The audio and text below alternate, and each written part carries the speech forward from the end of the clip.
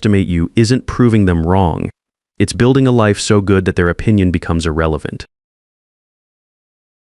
You'll be sitting at table 12 with the school district staff, the wedding coordinator said, not even looking up from her clipboard. My daughter-in-law, Patty, smiled that cold smile of hers. We can't have the education crowd mixing with the legal professionals. It would be awkward. My name is George Thompson, I'm 55 years old, and I just heard my son's wife tell me I wasn't good enough to sit with my own family. I stood there in my best suit, the navy one my late wife Maggie had picked out for me before the cancer took her 3 years ago. The price tag was still in my head, $180 at Sears, marked down from $240. Maggie had insisted I get something nice for special occasions. You never know when you'll need to look important, she'd said. Well, here I was at the most important day of my son's life, and apparently I still didn't look important enough. 32 years of teaching high school English at Lincoln High. Started when I was 23, fresh out of college with student loans up to my eyeballs. Put in my time, helped kids get into college, stayed late for tutoring, spent my own money on books when the budget got cut. My pension comes out to $2,800 a month now. Not rich, but I get by, Tim. My boy just looked down at his shoes. Not a word, not even a glance my way. This was the kid I'd raised alone after Maggie died. The one I'd worked double shifts tutoring just to pay for his law school. $45 an hour, evenings and weekends. Made an extra $800 some months, which doesn't sound like much until you're trying to stretch a teacher's salary. The Riverside Country Club was something else. Marble floors, crystal chandeliers, the whole works. Membership probably cost more than I made in 2 years. Patty's people were everywhere, lawyers in $2,000 suits, judges, partners from her daddy's firm. Coleman & Associates had been around for 40 years, made their money on corporate law, real estate deals, the kind of stuff that paid serious money. The Coleman family had everything I apparently didn't bring to the table. Her dad, Rick Coleman, drove a Mercedes S-Class. Her mom, Sue, wore jewelry that sparkled from across the room. Patty herself had that confidence that comes from never worrying about money. Never having to check your bank account before buying groceries. Table 12 sat way in the back near the kitchen doors. I could count the tables between me and where Tim would be standing, 14 tables. Maybe 120 people between me and my own son's wedding ceremony. The good tables, numbers 1 through 8, were reserved for Coleman family and their important friends. Tables 9 and 10 held business associates. Table 11 had extended family from out of town. And table 12, that's where they stuck the school people. I recognized Mrs. Henderson from the district office, a couple of principals I'd worked with over the years. Good people, but clearly not Coleman level important. From my seat, I could hear the catering staff rushing around behind the swinging doors, plates clinking, someone calling out orders. The smell of prime rib and roasted vegetables drifted out every time the doors opened. The whole setup reminded me of those old movies, where the servants eat in the kitchen, while the fancy folks dine in the main hall. I just settled into my chair, trying not to think about how Maggie would have handled this situation, when someone pulled out the seat next to me. Mind if I join you? Looks like they've got us back here with the real people. I turned and nearly dropped my water glass. Charles Foster, Charlie. I hadn't seen him in almost 30 years, but those blue eyes were unmistakable. A little grayer around the temples now, wearing a suit that probably cost more than my car, but still the same guy I used to tutor back when we were both trying to make something of ourselves. Charlie, what the hell are you doing here? He grinned and straightened his tie. Silk, probably Italian, the kind of thing I'd seen in magazines but never owned. Funny story about that, Coleman & Associates handle some legal work for my company. When I saw your son's name on the invitation list, he leaned closer. They have no idea who I am, do they? Before I could answer, I caught sight of Patty across the room. She was pointing in our direction, saying something to her mother with that pinched look on her face, the one that usually meant someone wasn't living up to her standards. Mrs. Coleman followed her gaze, squinting at our table like she was trying to solve a puzzle. Charlie wasn't just some guy from the old neighborhood anymore. Charles Foster was the Charles Foster, CEO of Foster Investment Group, the company that had been buying up half of downtown Chicago over the past 5 years. I'd read about him in the Tribune's business section, net worth somewhere north of $500 million, they said. The kind of money that bought respect whether you were born with it or not. Let me guess, Charlie said, watching the Coleman women start moving toward us like sharks smelling blood in the water. Your charming daughter-in-law thought putting the retired teacher at the staff table would keep you out of the family photos. Something like that. My voice came out rougher than I'd intended. The whole situation was getting to me more than I wanted to admit. Charlie's expression hardened a bit. You know, George, I've been in a lot of boardrooms, met a lot of powerful people. Most of them wouldn't cross the street to help a stranger. But I remember a guy who stayed after school 3 nights a week for free to help some punk kid understand Shakespeare that hit me harder than I expected. You were a good student, Charlie, just needed someone to believe in you. More than that, you bought me books when my family couldn't afford them. Drove me to college interviews when my dad's car broke down. Hell, you probably spent $500 of your own money on me that year. $500 was a lot of money back then. Hell, it was a lot of money now. But seeing Charlie succeed, watching him build something from nothing that was worth every penny I'd spent. Patty reached us first, her wedding dress making that swishing sound against the chairs. Up close, you could see the calculation in her eyes, trying to figure out who Charlie was and how much damage control she needed to do. Her dress probably cost $8,000, maybe more. Everything about the Coleman family screamed money, the kind that opened doors and bought silence. "I don't believe we've met," she said to Charlie, extending her hand with that practiced smile she'd learned in law school. "I'm Patty Coleman Thompson." Charlie stood slowly, every inch the businessman. When he wanted to, the guy could command a room just by existing. Charles Foster. I was just telling George here how nice it is to see him again after all these years. The name hit her like a slap. I watched Patty's smile flicker and die. Her hand stayed frozen in the air for a second too long. Behind her, Mrs. Coleman had gone pale as her pearls. "Foster?" Patty's voice cracked slightly. "As in Foster Investment Group, that's right." Charlie settled back into his chair like he owned the place, which considering his company's real estate portfolio, he might as well have. "George, here's an old friend. We go way back." I found myself sitting straighter for the first time all day. Charlie used to come by after school when he was having trouble with Hamlet. Smart kid, just needed someone who gave a damn. More than that, Charlie said, his voice carrying across the nearby tables. Other guests were starting to turn around, trying to figure out why one of Chicago's most powerful businessmen was sitting at the teacher's table. "George tutored me for free when my family couldn't afford it, stayed late, came in on weekends. My old man was working 2 jobs. My mom was cleaning houses. We had maybe $200 left over each month after rent and groceries." I remembered Charlie's family. His dad worked construction and drove a delivery truck on weekends. His mom took in laundry and cleaned offices at night. Good people, but they didn't have 2 nickels to rub together. Charlie wore the same 3 shirts to school all year, rotated his 1 pair of decent jeans. "I wouldn't be where I am today without him," Charlie continued loud enough for half the room to hear. "George spent his grocery money to buy me books because he knew I couldn't afford them. That's the kind of man who shapes lives, who builds communities." The silence around us was getting uncomfortable.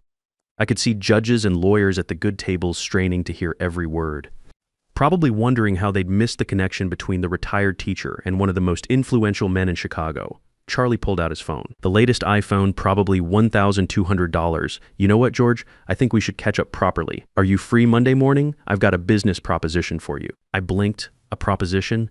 "I'm funding a new education initiative, $50 million over 5 years to help kids from working-class families get into college. Need someone with real classroom experience to run it? Someone who understands what these kids go through." His smile turned genuine. "Starting salary $8,400 a month, plus benefits and travel allowances. Interested? $8,400 a month. 3 times my pension. More money than I'd ever made teaching, even with the tutoring income." The room had gone completely quiet. Even the catering staff had stopped clattering around in the kitchen. Tim appeared at our table like a ghost, his face flushed red. "Dad, we didn't know you'd be here, Mr. Foster."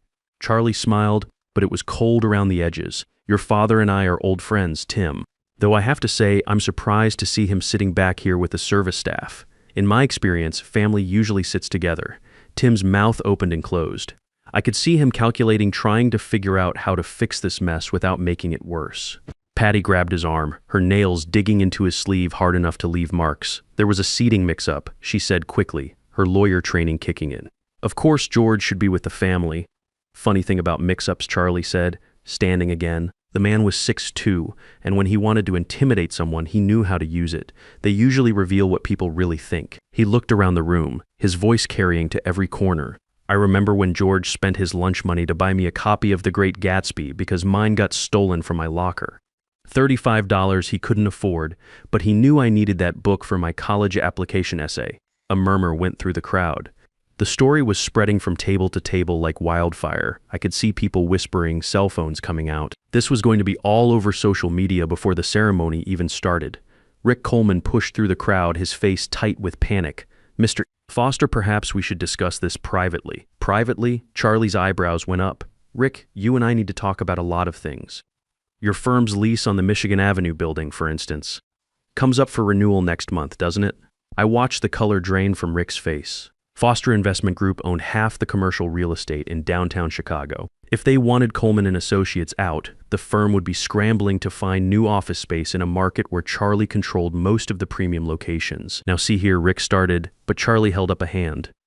No, Rick, you see, your family just told one of the finest men I've ever known that he wasn't good enough to sit with his own son at his own son's wedding. A man who changed my life, who probably changed hundreds of kids' lives over 32 years of teaching. The crowd was eating this up. I could see phones recording, people posting to Facebook and Instagram in real time. This was going to follow the Coleman family forever. Charlie turned back to me. George, what do you say we get some fresh air? Let the happy couple enjoy their reception. I stood up feeling lighter than I had in years. Sounds good to me, Charlie. As we walked toward the exit, I heard Patty hiss at Tim. Do something. Your father is ruining everything. But for the first time in 3 years, my son found his backbone. No, Patty. We already ruined it ourselves outside. Charlie and I found a quiet spot by the fountain. The evening air felt good after the stuffiness inside. The fountain was one of those fancy jobs with 3 tiers, probably cost $20,000 to install. Water trickled down from level to level, making a peaceful sound that almost blocked out the music drifting from the reception. So, Charlie said, loosening his tie. How have you really been, George? I thought about it. The lonely dinners for one, the empty house that felt too big without Maggie's laughter filling it. The phone calls from Tim that came exactly every 2 weeks, like he'd set a reminder on his calendar. Getting by. Missing Maggie every day, but getting by. Charlie nodded. I lost Sarah 2 years ago. Heart attack. Came out of nowhere. She was only 52, never had health problems. One day she was planning our anniversary trip to Ireland. Next day she was gone. We stood there for a while, 2 guys who'd survived loss and come out different on the other side. The fountain kept bubbling, and I could hear laughter from inside the country club. Rich people celebrating, probably already forgetting about the drama at table 12. The job offer, I said finally. Are you serious about that? Dead serious. I've been looking for someone to head up the Foster Foundation's education programs for 6 months. Someone who gives a damn about kids from working families, who knows what it's like to stretch a dollar and still make miracles happen. He looked at me sideways. Know anybody like that? I laughed for the first time all day. I might know a guy, good, because I also know someone who could use a fresh start. Charlie grinned. What do you think about Italy? We're opening a sister program in Tuscany. Someone needs to oversee the transition, maybe spend 3 months a year over there.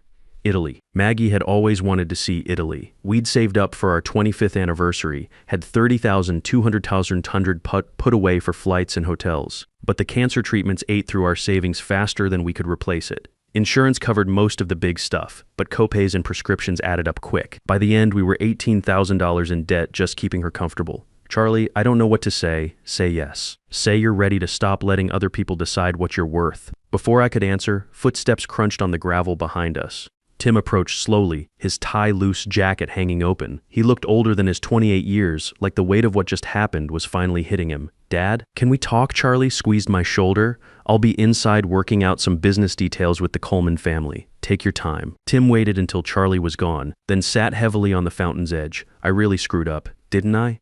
I sat next to him, the way I used to when he was little and needed help with homework. What do you think? I think I forgot who raised me. I think I let Patty convince me that where we came from was something to be ashamed of. His voice cracked. I think I dishonored Mom's memory and threw away everything you taught me. That got to me more than I expected. This was my boy, the one who used to help me grade papers after dinner, who'd sit at the kitchen table doing homework while I planned lessons. Somewhere along the way to law school and fancy law firms, he'd lost track of what mattered. Tim, your mother and I didn't work 2 jobs and eat mac and cheese 4 nights a week so you could be ashamed of us. We did it so you could have opportunities we never had. He nodded, wiping his eyes with his sleeve. Patty's family made success sound like it meant leaving everything behind. New money, new friends, new values. Success means taking the best of your past and building something good on top of it. I put my hand on his shoulder. Your mother would want you to be happy, but not at the cost of your integrity. I remember the first day I brought Patty home. You made that pot roast Mom used to make, spent all afternoon cooking. Patty barely touched it, kept checking her phone. Later she said our house smelled like poor people food. I remembered that dinner, spent $45 on groceries I couldn't really afford, wanted to make a good impression. Patty had sat there like she was afraid she'd catch something from our secondhand furniture. Why didn't you tell me how she really felt? Tim shrugged. I thought I could change her mind. Thought if I worked hard enough, made enough money, proved I belonged in her world, she'd come to appreciate where I came from. And did she? No, she just got better at hiding it. He looked back toward the country club. Until today. Today she couldn't hide it anymore. We sat there as the sun finished setting over Lake Michigan, father and son trying to find our way back to each other across 3 years of polite distance and awkward conversations. Dad, when you decide about Mr. Foster's offer, can we talk about it?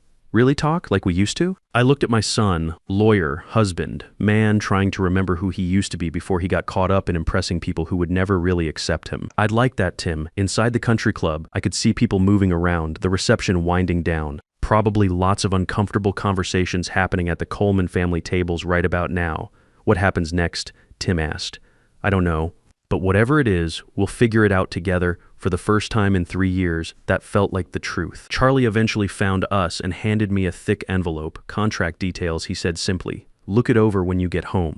No pressure, but I think you'll find the terms more than fair. I opened it briefly. The salary figure jumped out at me, minus $8,400 a month, plus health insurance, dental, vision, and a $15,000 annual travel allowance. There were housing stipends for the Italy program, education budgets for materials, even a car allowance. At the bottom, a handwritten note. For the teacher who never stopped believing in lost causes, thanks for everything.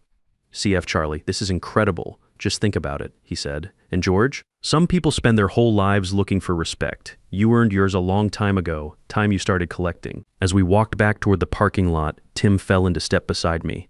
The reception was breaking up. Guests heading to their cars. I could see the Coleman family huddled together near the valet stand, probably trying to figure out how to do damage control. Dad? Tim stopped me before we reached my car. When you make your decision about Mr. Foster's offer, can we talk first? I mean, really talk, not those awkward phone calls we've been doing. I looked at my son, lawyer, husband man trying to find his way back to the person I'd raised. I'd like that, Tim. Maybe next Sunday? Come over. I'll make that chili you used to love. For the first time in months, Tim smiled like he meant it. Yeah, I'd really like that. The valet brought my old Ford around, same car I'd driven to parent conferences and late-night calls from students who needed help. It looked pretty humble next to all the Mercedes and BMWs, but it had served me well. Still only had 87,000 miles on it after 8 years. Charlie's Bentley pulled up behind my Ford. Must have cost $200,000, maybe more. George, he called through his window. One more thing. Coleman and Associates? Their lease comes up for renewal in 6 weeks. Current rent is $18,000 a month for their floor. I'm thinking the new rate should be $32,000 with some interesting clauses about professional conduct standards. I smiled. Business is business, right? Exactly. Oh, and George, pack a bag next month. I want to show you the Italy program in person before you make your final decision. First-class tickets, 5-star hotel, the works. You've earned it. As I drove home through the Chicago streets, past the neighborhoods where I'd spent my career, I felt something I hadn't felt in 3 years. Hope, maybe. Or just the satisfaction of watching things work out the way they should.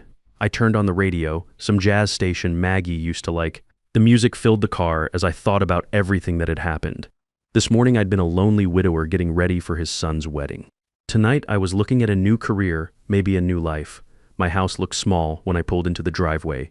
2-bedroom ranch, 1,200 square feet, built in 1967.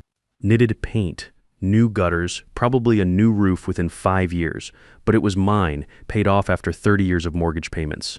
Maggie's roses were still blooming by the front porch, the ones she'd planted the year before she got sick. Inside, I poured myself a whiskey, the good stuff Maggie had bought me for my 50th birthday.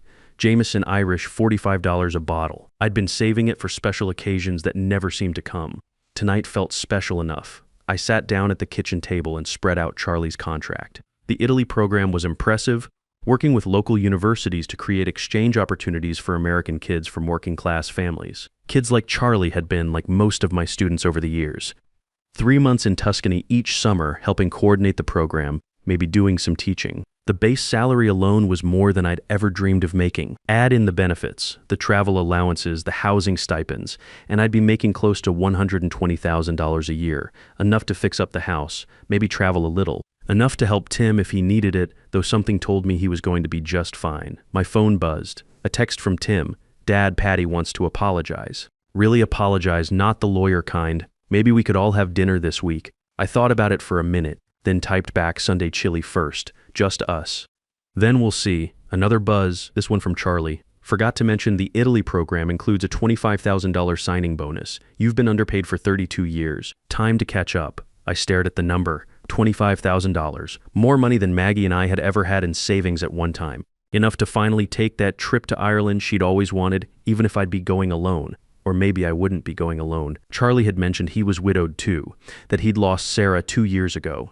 Maybe two old friends could figure out this second chance thing together. The house felt quiet, but not lonely anymore. Outside, a car drove by, probably someone heading home from a Saturday night out. Normal people living normal lives, not knowing that sometimes everything can change in a single conversation. I raised my glass toward Maggie's photo on the mantel. Here's to new beginnings, sweetheart.